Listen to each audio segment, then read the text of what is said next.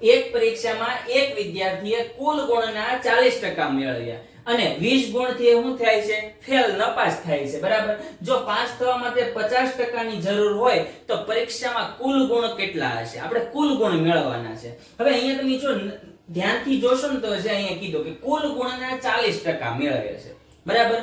અને 20 ગુણથી શું થાય છે? ફેલ થાય છે. જો 50% લેવો હોત ને તો પાસ થઈ જાય. એટલે 40% માંથી 50% લાવે તો પાસ થાય. એનો મતલબ શું થાય કે 10% થી શું થાય છે? નાપાસ થાય, બરાબર.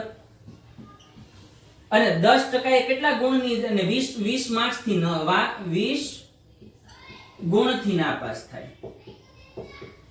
ટકા એ કેટલા? 10 અને ગુણથી કેટલા? 20. તો આપણે કુલ ગુણ મેળવવાના છે. એનો મતલબ શું થાય કે 10% એ 20 ગુણ, તો 100% એ કેટલા? કેમ કે પેપર તો 100 માં 100% નું જોઈએ, બરાબર. તો ત્રિરાશી મૂકો, બરાબર. તો એનો આપણે જવાબ તરત જ મળી જશે.